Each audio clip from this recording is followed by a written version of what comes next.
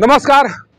अगस्त 2022 में जब चेनारी विधायक मुरारी प्रसाद गौतम को बिहार सरकार में मंत्री बनाए जाने की घोषणा हुई थी, उसके बाद चेनारी में जो नज़ारा था वो देखने लायक था। लोगों को एक भरोसा जगा था कि अब चेनारी के विकास को कोई रोक नहीं सकता है। चेनारी में उस स्तर के विकास होंगे जिस स्तर के बारे में कभी कोई सोचा नहीं होगा, कारण कि मुरारी प्रसाद गौतम को पंचायती राज मंत्रालय मिला था और उस मंत्रालय के बदौलत इस क्षेत्र में विकास की एक गंगा बहाने की उम्मीद सभी के दिलों में सजोई गई थी। क्या 1.5 साल बाद वो उम्मीद पूरा हो सकी? क्या मुरारी प्रसाद गौतम के द्वारा उस तरह से कार्य किए गए जिस कार्य की उम्मीद यहाँ के लोगों के द्वारा लगाई गई थी? इन्हीं मुद्दों पर बात करने के लिए हमारे साथ अभी चेनारी के डकबंगला मार्केट में बहुत से राजनीतिक पार्टी के कार्यकर्ता जुटे हुए हैं। इनसे बात कर जानने की कोशिश करेंगे कि जो जिम्मेवारी मुरारी प्रसाद गौतम को दी गई थी, उन जिम्मेवारियों का निर्वहन मुरारी प्रसाद गौतम के द्वारा 1.5 सालों में किया गया, या मुरारी प्रसाद गौतम केवल मंत्री बनने के बाद अपने और अपने परिवार तक सिमट कर रह गए। इन्हीं सब बातों को समझने का प्रयास मेरे द्वारा किया जा रहा है। अभी हमारे साथ मुनेश्वर कुशवाहा जी हैं। सर, आप राजनीति को बहुत बारीकी से जांचते और परखते हैं, राजनीति पर बहुत ठोस बयान देते हैं। आप एक उम्मीद भी जताते हैं कि इस तरह के लोगों से इस तरह के क्षेत्र का विकास होगा। 1.5 साल हो गए मुरारी प्रसाद गौतम को मंत्री बने हुए हैं। उनके मंत्री बनने के बाद चेनारी क्षेत्र का किस तरह से विकास हुआ है अभी तक? पत्रकार महोदय जी, आप देख रहे हैं कि कार्यकर्ता इतना मायूस है तो जनता कितना मायूस होंगे ये तो पता चल जाता है। कि कहावत है कि दूध से मुंह जरता है तो माथा फूंक कर पिया जाता है। जब कार्यकर्ता उनको वोट मांग मांग कर जिताने को काम किए, लेकिन जो कार्यकर्ता दिन रात मेहनत करके जिता करके विधानसभा भेजे, मंत्रालय तक पहुंचा दिए, यहाँ 1.5-2 लाख रुपए लगा करके मंत्री बनने पर स्वागत भी किए, लोग अभिनंदन समारोह भी मनाए। उसी लोगों को कार्यकर्ता को उनको चुन लेना चाहिए कि हमारे कार्यकर्ता को 10 गो ऐसे हर प्रखंड में ब्लाइंड सपोर्टर बनाना चाहिए कि वो सपोर्टर रहेंगे तो सबको मिला जुला कर मोबिलाइजर करेंगे। लेकिन यहाँ तक से कार्यकर्ता और जनता के संपर्क में नहीं किए। जो पूर्व वाले विधायक थे वो ठेकेदार से निपटे थे, यही 2-4 लोग में सिमट कर रह गए हैं। उनका तो है कि 10,000 बैलेंस वोट है, इनको तो पता नहीं चलता है कि एक भी टिकट है अगर मिल जाए, अगर गठबंधन में अगर लड़ते हैं तो गठबंधन के लोग तो साफ अब की पारी नकार चुके हैं कि उसे लोगों को वोटिंग नहीं करना है। एक जिस तरह से निराशा व्यक्त की जा रही है, उस निराशा को देखकर ऐसा लग रहा है कि मुरारी प्रसाद गौतम को मंत्री बनाए जाने का लाभ यहाँ के लोगों को नहीं मिला। जैसा आप बता रहे हैं उसको उससे यही लग रहा है। आपको लगता है कि मुरारी प्रसाद गौतम को मंत्री बनाकर कहीं ना कहीं पार्टी के द्वारा या जो भी निर्णायक हैं जिनके द्वारा ये निर्णय लिया गया उनके द्वारा भूल की गई? बिल्कुल भूल हुआ है उनके लिए। तो हमारे देखने से भूल हुआ कि वो समझ नहीं पाए कि ऐसे लोगों को बना दिया जाए। कोई काम तो आज तक से नहीं दिखाई दे रहा है। अभी हम लोग का माइनर है डैम का, वो अभी तक से पानी नहीं मिल रहा है किसानों को।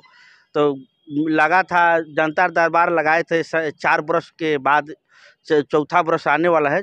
जनता दरबार लगाए थे मल्लीपुर में, तो बहुत आश्वासन दिए हैं। अभी आश्वासन में एक और जानना चाहेंगे, मान लीजिए अगर अभी मंत्री मुरारी प्रसाद गौतम हैं, किसी कारण से अगर अभी मध्यावधि चुनाव हो जाएं और मुरारी प्रसाद गौतम कांग्रेस के प्रत्याशी के तौर पर मैदान में आए, क्या वो जीत पाएंगे? क्या उन्हें जनता का समर्थन मिल पाएगा? क्या लग रहा है आपको? अगर ये आ जाएंगे ना, अब कोई दूसरा पार्टी से दूसरा कोई आ जाता है तो चुनाव उसको नॉमिनेशन करके घरे बैठना है, वो चुनाव जीत जाएंगे। तो चुनाव प्रचार करने की भी जरूरत नहीं है। इस तरह से लोग नाराज हो चुके हैं। हम देख रोहतास में भी बात किए, नौहट्टा में भी बात किए, शिवसागर तो चेनारी तो हम रोज देखिए बैठे नहीं रहते हैं। हम मीडिया के तरह घूमते रहते हैं, सबको मोबिलाइजर करते हैं कि भाई क्या बात है। हमसे ऐसे कि हम 1 साल नहीं, मैं 10 साल में प्रखंड अध्यक्ष रह चुके, इसलिए जनता से लगाव रहता है। हम हर जगह खबर लेते हैं। देखिए, ये मुनेश्वर कुशवाहा जी जो बात कर रहे हैं वो बात मुरारी प्रसाद गौतम के लिए चिंता का विषय हो सकता है, कारण कि जिस तरह से मुनेश्वर कुशवाहा जी के द्वारा कहा जा रहा है कि अगर आज चुनाव हो जाए तो मुरारी प्रसाद गौतम को अपना जमानत बचाना ही भी मुश्किल पड़ सकता है। जिस तरह से दावे किए जा रहे हैं वो मुरारी प्रसाद गौतम के लिए चिंता का विषय है। हमारे साथ एक बुजुर्ग, बहुत ही बुजुर्ग नेता हैं, ये भी क्या सोच रहे हैं मुरारी प्रसाद गौतम के बारे में, इन्हीं से जानने का प्रयास करते हैं। सर, आप बहुत दिनों से मुरारी प्रसाद गौतम को देख रहे हैं, 1.5 साल से मंत्री भी बनाए गए हैं और 1.5 साल के दौरान उनके द्वारा जिस तरह से कार्य किया जाना चाहिए, आपको लगता है कि उस तरह से कार्य किया गया, या मुरारी प्रसाद गौतम को मंत्री बनाकर कहीं ना कहीं सरकार जो पार्टी के शीर्ष नेतृत्व है उनके द्वारा भूल की गई है? जी नमस्कार। हम लोग इतना खुशी मनाए जब ये मंत्री बने, तो हम लोग का ये विधानसभा के पहला मंत्री थे यहाँ। हम लोग को बहुत उम्मीद था कि हमारे क्षेत्र में बहुत से विकास शब्द होगा, लेकिन आज तक उनका कोई माने कार्यक्रम कहीं नहीं समझ में आ रहा है। बहुत दिन के बाद एक ठो जनता दरबार मल्हीपुर में लगाए थे, वहाँ पर बहुत से लोग समस्या कहे, अब कितना निदान करते हैं। यहाँ के जनता जो हैं उनसे निराश हैं। अच्छा, जब मंत्री बनाए जाने की बात सामने आई थी उस समय आपके मन में क्या क्या चल रहा था? आपको क्या उम्मीद थी कि किस तरह से विकास किया जाएगा उनके द्वारा? किस तरह के सपने सजोए गए थे आपके द्वारा? हम लोग को बहुत सा सपना था। अभी तो हमारे क्षेत्र में सबसे नहर की समस्या है, अभी उसका भी नहीं कुछ हो सका। इस क्षेत्र के मंत्री हैं, विधायक भी हैं, तो उनको तो हर चीज़ देखना है कि हमारे जनता को कहाँ कहाँ कौन कष्ट हो रहा है, लेकिन आज तक कहीं कुछ दिखाई नहीं दे रहा है। इससे हम लोग तो निराश हैं। अगर मान लीजिए 2025 में उन्हें फिर से कांग्रेस के द्वारा यहाँ से प्रत्याशी बनाया जाता है, उनकी स्थिति क्या रहेगी? क्या वो जीत पाएंगे? क्या उन्हें हार का सामना करना पड़ेगा? आपको क्या लग रहा है? हमको नहीं लग रहा है कि चुनावी निकाल पाएंगे, इसलिए कि जनता रूठ है। एक मंत्री से जब इस तरह से कोई कार्यकर्ता या इस तरह से जनता नाखुश दिखाई पड़े, तो सोचिए कि मंत्री के द्वारा किस तरह से कार्य किया जा रहा है। हमारे साथ इंद्रजीत कुशवाहा जी हैं, ये कांग्रेस के वरिष्ठ नेता हैं। देखिए, सिंहासन जी हैं। सर, हम आपसे जानना चाहेंगे, जब मंत्री बनाए गए थे मुरारी प्रसाद गौतम, यहाँ पर ढोल नगाड़े बजाए गए थे, ये मंच सजा था, भरपूर स्वागत किया गया था, ये उम्मीद जताई गई थी कि अब चेनारी विधानसभा का भरपूर विकास होगा। आपको लगता है कि 1.5 सालों में उनके द्वारा उस तरह से विकास किया गया जिस तरह से उम्मीदें लगाई गई थी? पहले तो हम कहेंगे कि मुरारी प्रसाद गौतम को बड़ी तमन्ना के साथ सरकार ने मंत्री बनाया और हम लोग भी विधायक बनाकर यहाँ से भेजे, लेकिन सारी तमन्नाएं जो है मिट्टी में मिल गई। जैसे भोजपुरी में किस्सा कहा जाता है, हाथी हाथी शोर कैले गधो ना ले रहे, वही कहानी यहाँ साबित हो रही है। यहाँ मुरारी प्रसाद का कार्यकाल एकदम जीरो है। अगर वो चुनाव में आते हैं तो एकदम समझिए कि हार सुनिश्चित है, निश्चित ही नहीं सुनिश्चित है। और दूसरे प्रत्याशी अगर आ जाएगा तो डंका बजाएगा, वो जीत जाएगा। इसलिए मुरारी प्रसाद गौतम को यहाँ का कोई विधायक बनना ही नहीं चाहिए। वो तो सांसद बनने का सपना देख रहे हैं, उनको लग रहा है कि इस बार हमें पार्टी के द्वारा सांसद का प्रत्याशी बनाया जाएगा और हम जो है यहाँ के लोगों के भरोसे जीतकर दिल्ली पहुँचेंगे। उनका जो सपना है वो पूरा हो पाएगा? इंडिया गठन का जो माहौल चल रहा है वह माहौल पानी में फिर जाएगा। अगर ये चुनाव यहाँ आ जाते हैं मुरारी प्रसाद, तो यहाँ निश्चित है कि हार हो जाएंगे और इंडिया गठबंधन का जो क्षेत्र है वह विलीन की तौर पर लोकसभा हो जाएगा यहाँ। इसलिए उनको तो यहाँ आना ही नहीं चाहिए। एक इंडिया गठबंधन का एक सदस्य ही कम हो जाएगा, ये निश्चित है।